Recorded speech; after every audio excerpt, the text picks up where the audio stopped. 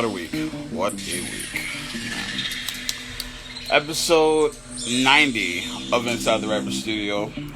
Today we have the wonderful Chris Cassius on. We're going to be talking about his latest project that he legit dropped today. Six tape, volume 1.5. That already looks real familiar. I mean, of course it looks real familiar. It's legit it's the beginning area of Inside the Rapper Studio. But yeah, we're gonna be talking about his latest project, six tape, volume 1.5. Also talking about creating the perfect team, and also talking about pretty much running the gauntlet with media. For folks that are just tuning in, start the shows right there. Give a few recaps. Scorespace Saturdays. Last Saturday was the world premiere of Shelf. Did director's commentary on that as well.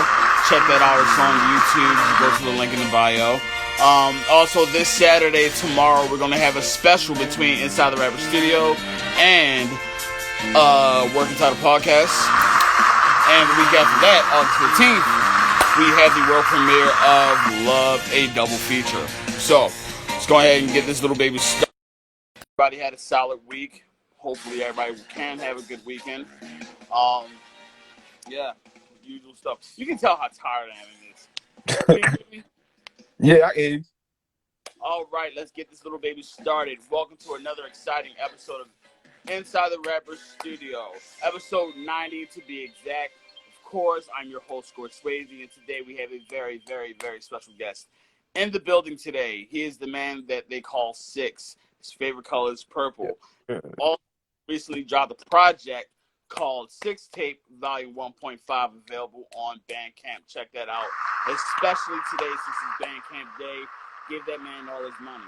So I need everybody in this live to drop hearts, drop likes, drop comments, drop love, whatever you can drop for the one, the only. Hey Jano.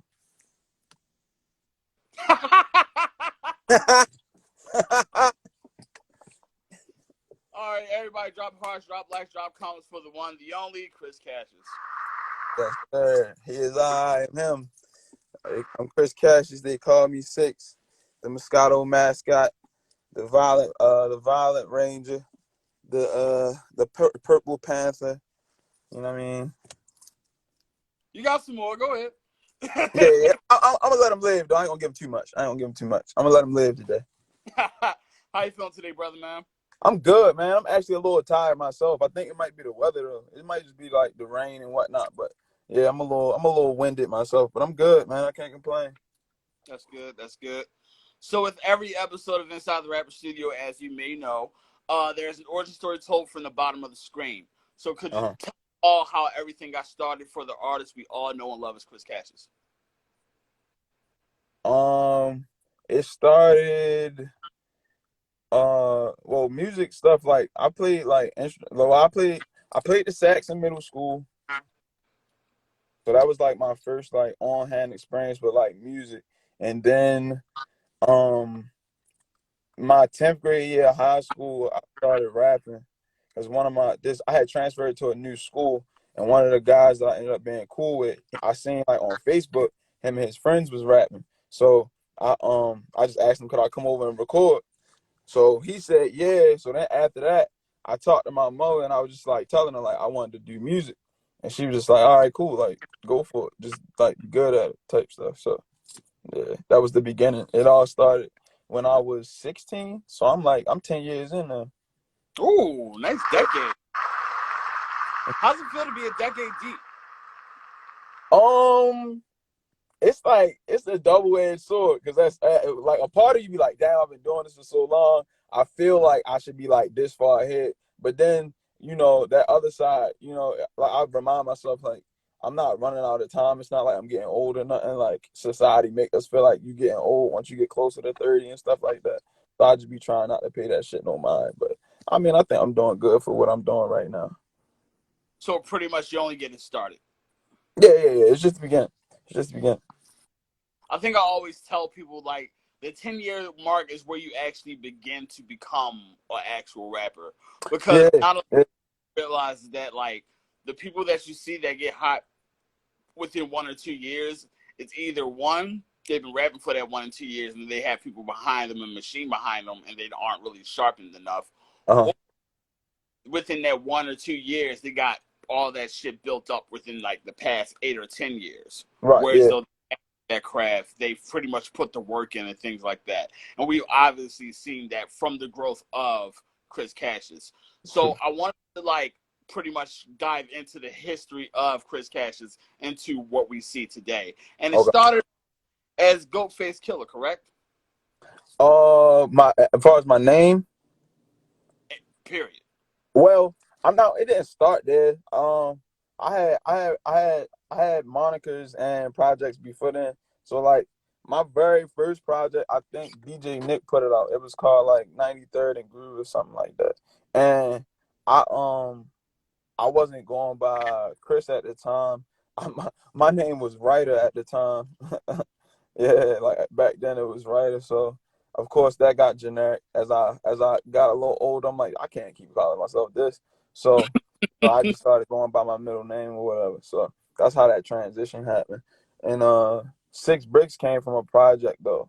That name came from a project because I dropped a project called Six Bricks, and eventually like people just started calling me that. So we just ran with that too for real. Pretty much in the process of branding, it just kind of Yeah, flew it's just itself like, into oh, the. why not? Yeah, it's like, why not? You know what I'm saying? Like, why not go by all these names? People know who you talking about when you say this stuff. So, as long as I'm doing my part and people know those names are mine when they being spoke, I don't see no problem. Gotcha. So one of the first projects that came to mind when I first started like pretty much going into like the new age of like Baltimore hip hop, the one of the first projects that I saw from you was Chest Vest Music. And I Uh huh. want to talk to you about the process or at least your headspace where it was making a project like this. All right. So that came off of the back of like the first song I put out that people really like paid some mind. It was called Hit My Trip. Um, and like it got me like a little notoriety for real. So I didn't, of course at the time I'm still like I was young, so I didn't really understand how this stuff worked, and like I didn't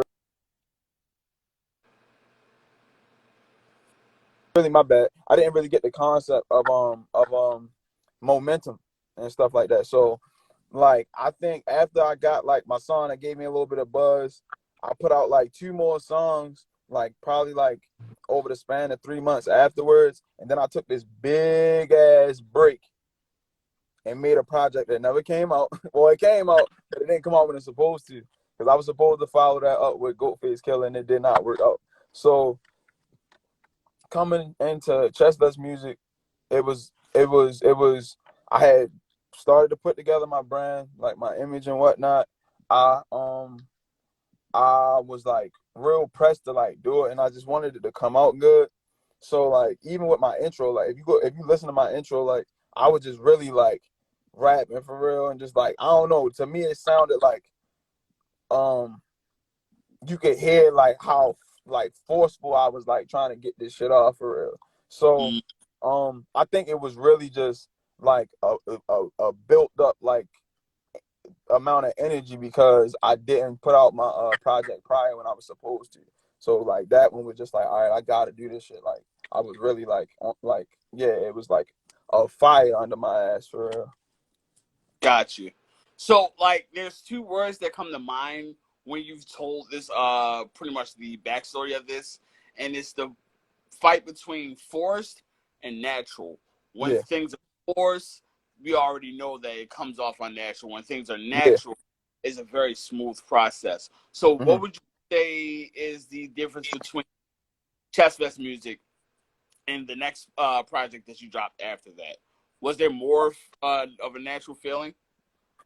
Yeah, yeah, definitely. I think a project I did after that, the like the next body of work I made was Mary. It was called Mary Sixmas, and yeah, like I was in a different pocket like at that point. I was like real comfortable, and I just was like more so focused on creating the music versus like just getting it out.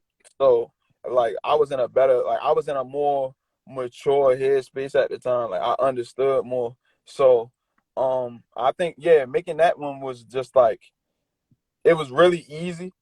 I didn't force it at all. I actually like made it over a long period of time. Like it was all within the same like span of the same year. But I think like the first song I recorded for it, I probably did it in like January, February, and I didn't even finish it. I just went in there and laid out what I had. So like me, Scotty, and Lamatic got a group message, right? So like they was on my ass about it because they like, yo, you never gonna finish this shit. Like, when is you gonna finish this shit? I say, yo, relax, I got it. They like, you ain't been in the studio in 3 months. Cool, I got it. When the time comes, I'm gonna have it. They like, so then some more time go by, and it was like the end of November, and I started back like really like recording regularly. And then Right. then when I finish this shit up, I'll just look around the room like I told y'all I was gonna get stuff this year. Like I told y'all niggas for real. I just needed to take my time and try to understand like how I want to piece music together and shit. So I actually wanted to talk about the group chat that you just mentioned. okay, Not completely in detail or anything like that, but just okay, the that you have with other artists that pretty much push you to your next bounds or your next level of artistry. How uh-huh. is it pretty much friends like that to take you to the next level? It's really good, man. It's good that we can all like play an instrumental part in each other's careers and like you feel me. Even down to the point if it's just like daily motivation type stuff. Like it's good that we inspire each other to do new stuff. It's good that we can be hands on with each other's music, and I can trust them, they can trust me, and so on and so forth. So I think that actually as an artist gives you an advantage because it's like it's really helpful. You know what I'm saying? Like you ain't just like alone basically. Like two heads always better than one, and if you got more that you can trust around you, then that's even better. That's you just multiplying the brain power at that point. Absolutely. How important is the camaraderie to have within as an artist? Because especially as rappers, it tends to be very like ego filled, ego Yeah. driven. People are very like isolated and things like that, rather than coming together as a unit. So Right. how important is it to have that camaraderie as a rapper? I think it's like it's more important than people give credit. I think everything not being clicked up and like people just being like anti-social and stuff, it build a better community. So like you never know what you could like make with somebody, but the fact that y'all are clicked up and like won't even like do your best to not even cross paths, you know what I mean? Like it's in a sense like it's kind of a setback, and it may not be like a setback for that specific individual, but it does nothing for the community. Like it does nothing for the culture. You know what I'm saying? Like I think it's cool that the rappers here, well, not even just rappers, but artists here are willing to like work with each other, and everybody for the most part just try to be cordial with one another because I mean we all trying to chase the same thing. So I think it kills some of that like crab in a bucket like mentality or like stigma that we have as a city. So I mean, if we getting rid of that, you know what I'm saying? Like, it's no way that it's a negative. Like, it has to be a positive at that point. If you like wiping out that stigma that we've all been uh hearing about over the years and just even seeing, like we see it every day. But I think it's pretty good. I think it's a great thing. Absolutely. Well, transitioning from Merry Xmas, which is a great project by the way, and Thank you, Demo sir. huge amount of support with that project. Even in the Thank tape, thank you. even in the write ups, shit, I even got to give you props on that shit too, bro. Thank you. Yo. Thank you. So from Merry Sixmas, we go straight into Project Purple. Uh Now with Project Purple, I think that's an eye opener, no pun intended, because Third Eye Brian just came in. But with huh.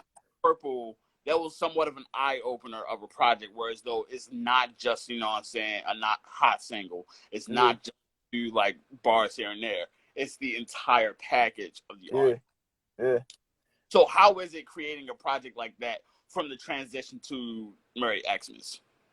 It's that, I mean, it's a lot easier than what people think. I came into this wanting to do more than just the norm. I came into it like wanting to. You said the Pillsbury Doughboy.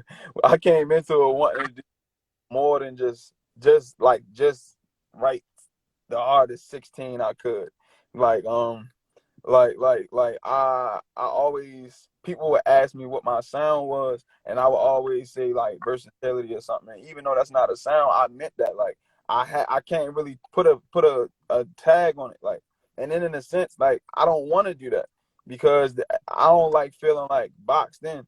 You know what I'm saying? I'm trying to leave the lane open because who knows how I'm going to feel and what I'm going to feel like going in the booth and saying. So I don't want to be out here just catering to one sound and then people just expect that one thing.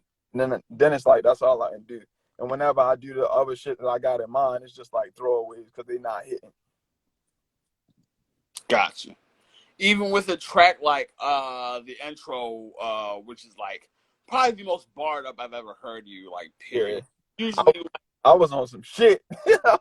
I even said, I'm like, even with a track like that, and like it really differentiates itself between what you usually put out. You know what I Yeah. mean? Yeah. Because you have like Stay Round, you have Hit My Chirp, you have like your singles. You know what I mean? But this is just straight up bars. Yeah. So how does that Mm-hmm. differentiate artist wise between the two Chris Cassiuses? How did it differentiate? I mean, how could I say it?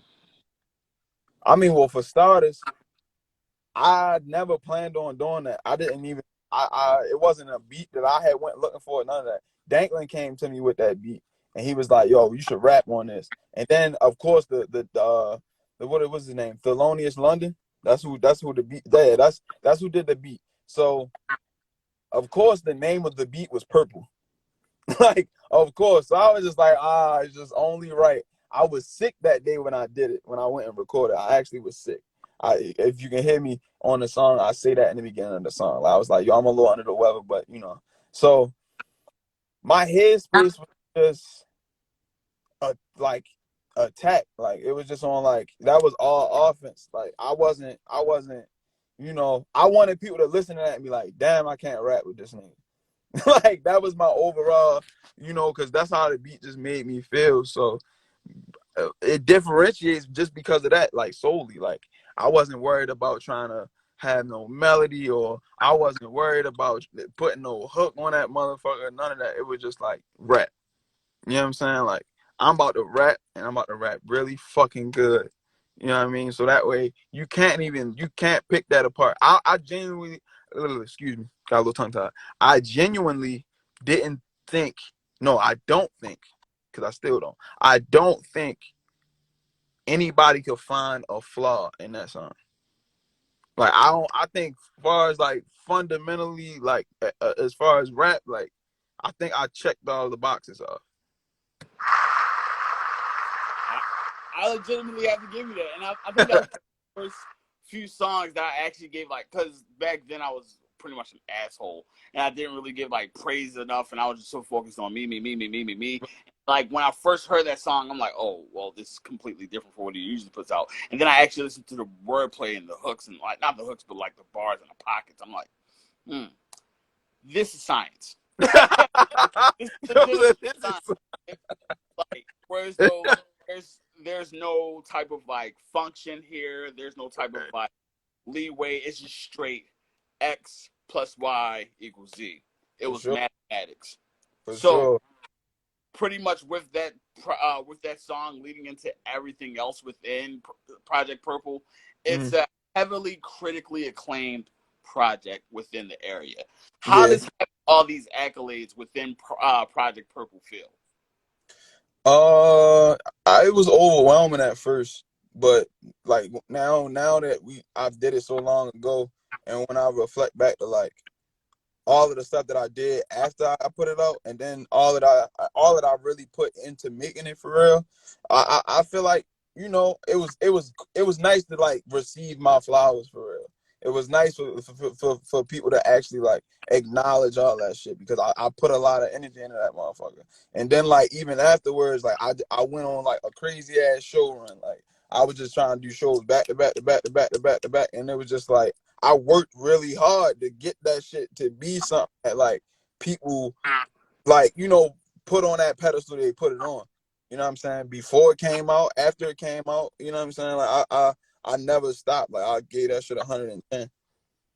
Absolutely. And it even shows within like pretty much the bookings of it. Even to a point where like I planned on having like a Chris Cassius like part in like Swayze TV Live, but as soon as like the dropout from this camp happened, then it was like shit, put me in. And it was like, nigga, you just had a motherfucking show. Like, goddamn. Hey yo, I was not no break. It And was then no legit, like, breaks. right after that, like it was a show right after that, and then it was Yep. like places, and Yep. even being put inside the Boiler Room show Yep. with JPEG Mafia. JPEG. How was it performing at Yo, that? now that might have been the first show where I was just in awe. Like being nervous and all that shit, that's every show. Like I get nervous before every show. That's just normal shit. But like to be like really like, damn, like I'm really up here. Like that was the first time that shit ever happened to me. Probably the only other time that happened to me was my very first show. But like that shit was crazy. That shit was like you know how like smoking weed, like you like that first high, how you never get that very first high again. Like that's how that shit felt on stage. I was like, damn, like this shit crazy because it was like a show enough stage, like a show enough crowd. It was like people in the rafters above me and shit. I'm just looking like, damn, like y'all about to see me? Like y'all can see me, nigga? Like, am I really up here, nigga? Like that shit was crazy. That was the only show that I've ever jumped out the stage and like jumped in the mosh pit and shit. I gotta give you that one. I gotta give you that one. Yeah. How would you rank that show, your performance at that show, in comparison to your other ones? I don't do the mosh pits on the regular. So my energy normally is a little different. And it's more so like I kind of stick to the stage. I'm kind of like I'm not like the super duper like throw my shirt across the room, run around the you know what I'm saying, run around the show type nigga. I kind of keep that shit on stage and let the music just gonna do. And you know, like I still get this like good reactions like everybody else. So I just feel like that's just my style of doing things. Like I know how to raise the bar and still like for instance, like some really good performers in my opinion. What I would have to say, like, I think Butch is a great performer. I Great think performer. I think Fonlon performs like really well, and Joey Bricks is a really good performer. But I say that like yeah, you know what I'm saying? I say that to say like all of their styles of performing are different, but you always can see the energy. You know what I'm saying? So I just try to make sure the energy is there. Like I like you can feel that shit when they performing for real. So I try to make sure like I'm received that same way, but it still look like Chris Cassius. Like it don't look like I got up there and I'm like trying to mimic some shit Butch doing or trying to mimic some shit Joey do or some shit like that. Like I just try to make sure like it's just it looked like Chris Cassius for real. Gotcha. I think one thing I would describe your style in terms of performances, because I've been to like plenty, even helped out with like props, like fucking smoke Yeah, machines and shit. shout out to my man Score. Score be coming through, man. My man coming through, man. Like the smoke machine did what you expected to do? I meant to ask that shit. Yeah, it did, nigga. Hell yeah. That Like shit was fire. and all that. Yeah, yo, that shit was hard, nigga. And then the pictures that came out from that show was crazy too. And then like with the smoke machine, yo, that the videos was hard. Like that shit, yo, that shit was hard as shit, yo. Thank you. But the way I would describe the Chris Cassius style within performance, it's stadium ready.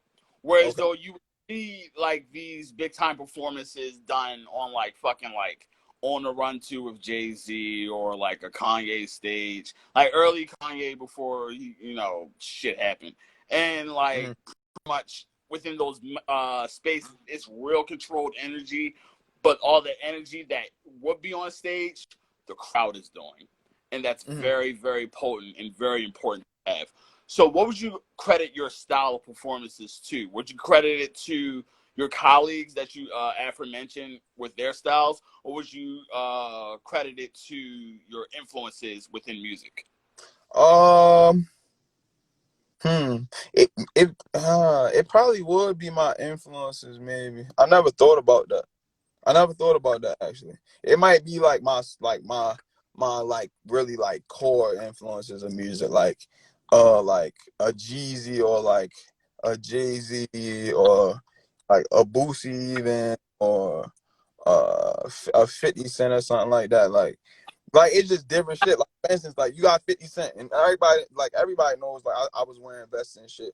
But you got 50 Cent, like you see 50 Cent get up there, he put on his performance for real. He might step down in the crowd for real, but he do his little bop, you know what I'm saying? Like he might have a and shit. Like it's simple, but that's what make that shit work. You know what I'm saying? Like that's the yo said I'm 5.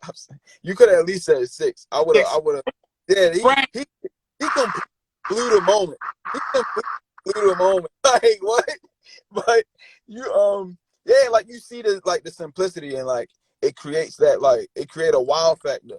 You know what I'm saying? Like it's very unexpected. People don't really understand it. It's kind of unexplainable, but it does what it does.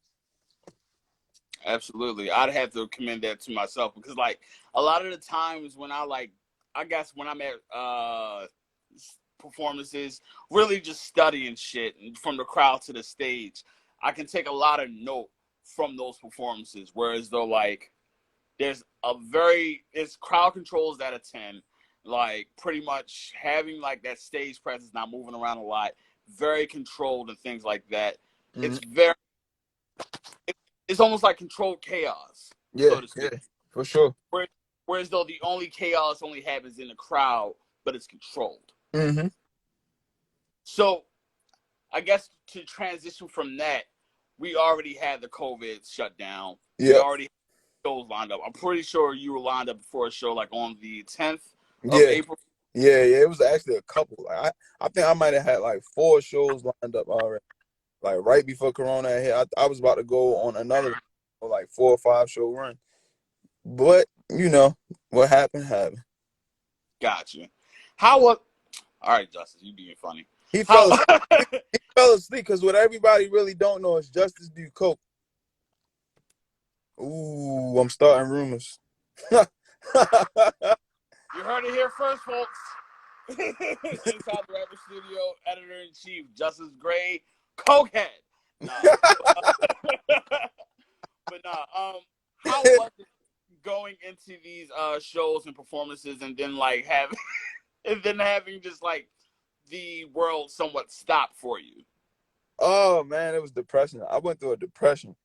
Like I went through a depression. Being at a standstill really like you gotta really look your demons in the face. You know what I'm saying? Like I was doing mind you, I was doing show. I'm working, I'm going to work, I'm doing all this. I was busy, you know what I'm saying? So I didn't never have to really like sit down and like focus on what's wrong with me or like just my personal issues. So like being stuck in the house because of Corona and knowing that I had all this stuff coming up and I was getting ready to be just oh so busy again, like it was depressing.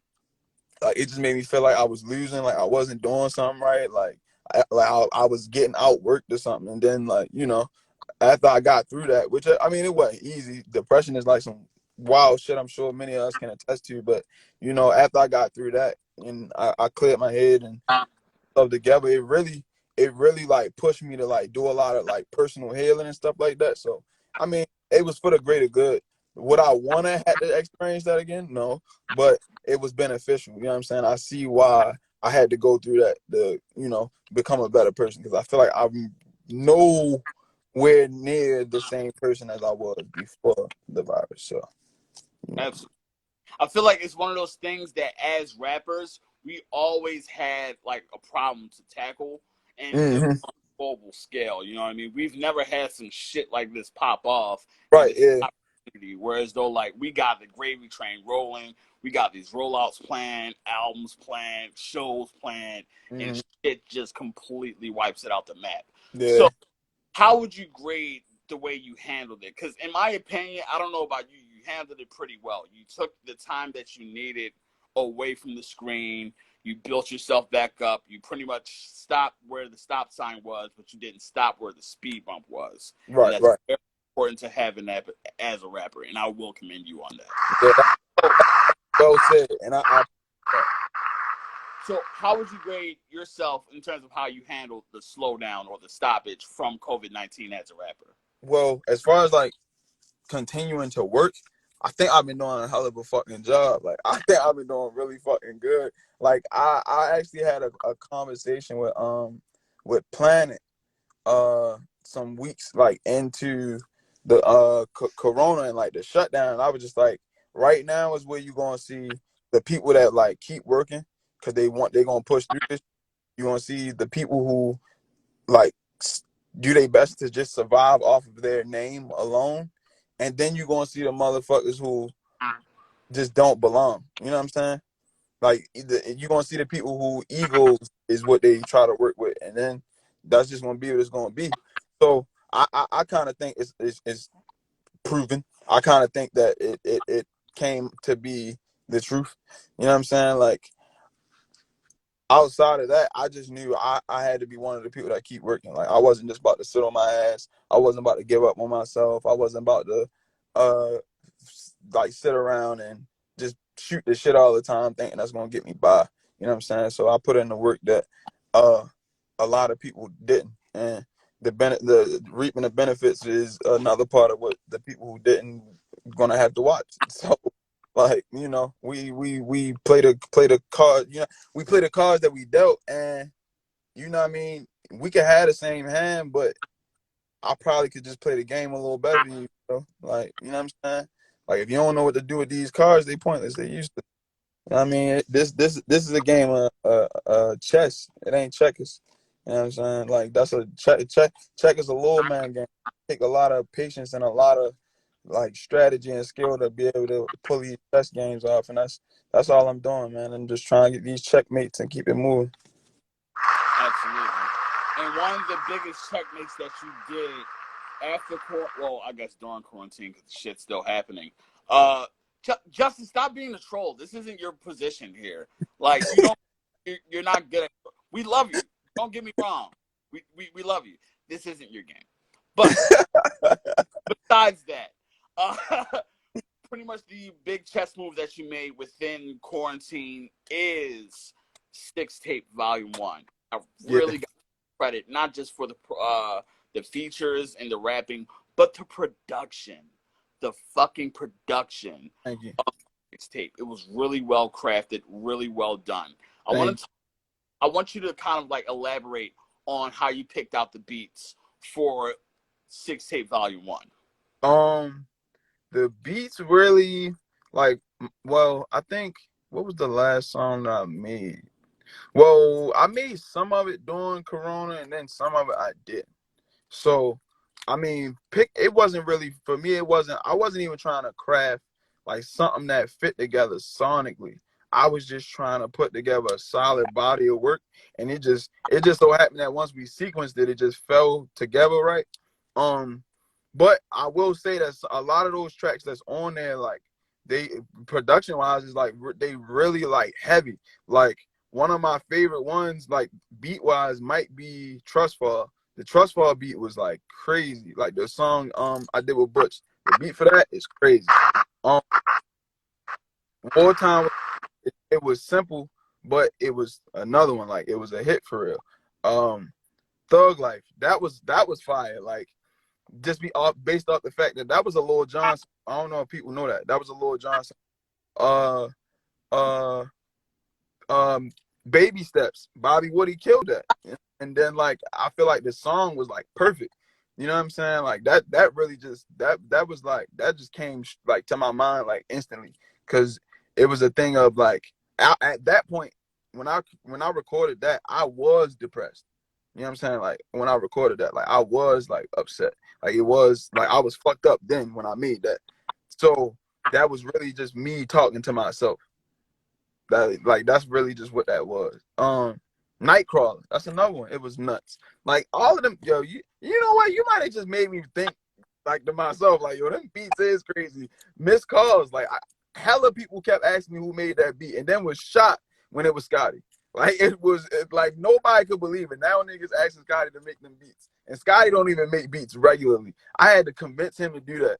And then he tried to cop out. This is when Popeye's chicken sandwiches first hit. So I'm sitting there waiting for this nigga to finish the beat, and he bluffing. I said, look, we're not doing this today. I'm gonna need you to finish this beat. I'm about to go to Popeye's and get me one of these sandwiches. You want one? He like, nah. I said, bet, because I was gonna get myself two anyway. So I'm gonna go to Popeye's, get me two chicken sandwiches, and then I'll be back. So I drove up the street like 10 minutes, came back like 15 minutes. There the beat was, and I think I might have freestyled most of that. I don't think I wrote most of that song. I think I had like the first 3 or 4 bars, but I did that with a couple songs on there. Like I did the same thing with Luxury. I came up with the hook. I had like 3 bars, and then I freestyled the rest on there too. So that's another thing I've been working on is like just trying to like get behind the mic and just make a song on the spot. Like, and it absolutely works. Like we've seen how well it's been received for 6-tape volume 1 to the point where you would actually have to, like how I tied this one in, you actually have to release 6-tape volume 1.5 because so much fire. Fire transition. 90 episodes, you got to do it somehow. But he said, "I'm seeing that like box of like accolades, responses, support, love for the project done within like a matter of moments, and then to have people just like clamor for this one too." So, what was the inspiration behind dropping the extra one, which is volume 1.5? Dropping the extra one really just came from the fact that we didn't put the initial one on. We had no intention on putting the first one on major streaming. So we just we sat down and talked as a team and just discussed it. And I was just like, well, maybe we should do 1.5 and add a few songs and then put that on major streaming, which we having some difficulties with now. I'm not really even sure why. DistroKid is like it keep rejecting certain songs and I don't know why. So I've been emailing them back and forth trying to figure out why. But for now it's on Bandcamp, so we just gonna keep it pushing until we figure it out. But that was the real like idea. It was so that way, like in a sense, 6-tape volume 1 would be on major streaming. Like that was our way of doing it and capitalizing on it, like making it worthwhile to go and get it again. You know what I'm saying? Like making the consumer feel like, well, damn, I don't have like them 4 or 5 songs. I just got the first one, so let me go get this too. You know what I'm saying? So it was a tactic to drive the traction. Gotcha. If it's anything about tactic, and you always do, I feel like whenever we have the conversations between us, when it's just like, yeah, man, you doing this good work, da da da da, you a genius, da da da da, like typical black man shit that you. Yeah. But like, legit, like you move like a fucking war general, and I have to give you that fucking props. Like you it like chopped down and laid down to the bottom. You might say like some shit just fall in line, but it just worked. Yeah. So, what would you credit pretty much the wartime strategy within making music and dropping music as pretty much a rapper? For me, it's probably, I'm an Aries, so I don't know if a lot of people know, but Aries it's said that we have this mindset of we always running out of time, and I can attest that that's really how I feel every day. I feel like I genuinely be feeling like, damn, like I'm running out of fucking time. Like I don't have it. Like how long am I going to be here to like pull this off? Like I'm running out of time. Like, and that's what constantly like is fueling like that constant push. Like it's like, yo, I'm running out of time. Like how long do I fucking got? I don't know. Like let's get this shit done. Like what the fuck?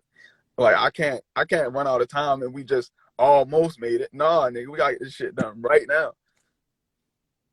Absolutely. I be beating Justice's phone down like, yo, we need to do this, or we need to do that today. Or I need you, bro, I need you to get online and like look at the website and put this on there. And this is people don't like. I don't know if people know, but I be up. I'm up every morning by Monday to Thursday. I'm up probably like at 5 at least. I'm always up like at like 5. You know what I'm saying? So I be hitting their phone like it's 2 in the afternoon. Like I hit K, I hit Justice, I hit Danklin. I be in their phones like it's 2 in the afternoon, and I'm like, oh damn, yeah, they is asleep. They'll get back to me in a couple hours. Then once they wake up, it's just like a constant conversation because I'm like, all right, niggas, like you woke now. Let's get this work. Like, like that's how I be feeling.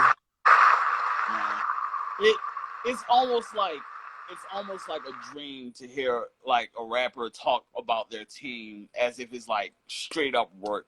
There's no laugh, no giggle. I mean, of course, it's laugh and giggles, but like when it's time to work, it's legitimate work, and I have to commend you on that. It's very well done, not just from you, but the team that surrounds you. So I have to give not just you, but the entire team of 6 Bricks. Yeah, shout out to the team, man. Shout out to the squad. Shout out to the team, indeed. So, of course, it's been a very one. I'm not gonna lie, this is probably one of my favorite, not just episodes, but interviews that I've done. I really do appreciate the time that you've taken out to answer all these questions and have. Thank you for having me, man. Thank me, be on my goddamn show. I hate when y'all do that. We talked about this yesterday, but nonetheless. Thank you very much. I really do appreciate it, Chris. I really do appreciate the fact that you can pretty much work this hard and drop this many like projects within the year and just keep people fed, not just with music, but as well as content. So for that, I do commend you. So with that being said, Chris, do you have any last words, any last promotions, any last propaganda for the people? All right, so my last words I want to say again, even though you told me not to, thank you for having me. I appreciate it. I want to say that shout out to each and everybody who has been supporting me, and like whole run. You know what I'm saying? I couldn't do this without people actually caring and supporting me. Shout out to my team. It's B1 Alien. That's K. You got Just About Nothing. That is Justice. That it's head right at the demo tape founder. He's like CEO, all that good shit. And then you got Ben Danklin of DAF. And you feel me? Like it's we just a solid team of 4. We've been getting a lot of shit done. We've been making the deadlines and pulling all this shit off. So I appreciate them a million. 6tape 1.5 is out. It's on Bandcamp. You can go get it right now. $6. And I'm gonna say this. In another coming Bandcamp Friday, y'all will have 6tape Volume 2. Yes. yes indeed. You heard it here first. I said it. You heard it here. You heard it here. So yeah, we're gonna do that too though. So I hope people ready for that. I'm working on that. And we're not going for the features this time. We're gonna thug this one out. We love to hear it. We love to see it. We love to hear it. We love to see it. Man, thank you very much. I really appreciate it. Thank everybody that's been in this live, whether it's 1 second, 1 minute, or the entire show. Huge shouts out to IG for not fucking up. Because last time it was fucking tragic, and that's exactly why I did All-Star Week. I had to give you niggas justice for this entire week because I didn't do one commercial break throughout this entire week, and I really got to thank all you guys for that. Thank you so much. Coming up next on Inside the Rapper Studio tomorrow, we have Score Swayze Saturdays, the 2nd edition. We're going to have the crossover episode between Inside the Rapper Studio and Working Title Podcast. I'm really excited for this next one. It's going to be really nice. It's going to be really lovely. I'm pretty much done. Like, it's Friday. I don't really feel like talking that much. I'm fucking tired. I just want to get high and just like, do nothing else for my Friday. So, oh shit! Thank you, man. Yo, you gotta. Hey, if you listen to this and you ever want to merch from me, all you gotta do is go to shop6.bigcartel.com, and that is SHOP number 6. You know what I'm saying? So shop6.bigcartel.com, and I got 2 t-shirts. I got a a face mask, and I got a Scully. You know what I'm saying? So right now, that's what we got in rotation. We're gonna keep that, you know what I mean, flooding that, keep rotating things in and out, coming up with new ideas and designs. So you feel me? If you ever looking for anything, that's where you'll be able to purchase it. And yeah, make sure y'all click on chriscassius.com too while you're there. Gotcha. Big merch, big merch, big merch, Yeah, big merch. big content, Love it. content. Absolutely. Content. So, from your host of Inside the Rapper Studio, Score Swayze, and our lovely guests of Inside the Rapper Studio, episode 90, Chris Cassius. Once again, thank you very much for joining me tonight. I would like to tell everybody thank you very much. And as always, wash your hands, wear a mask, and stay in the house. Yes, Lord. All right, appreciate it, Chris. All right, bro.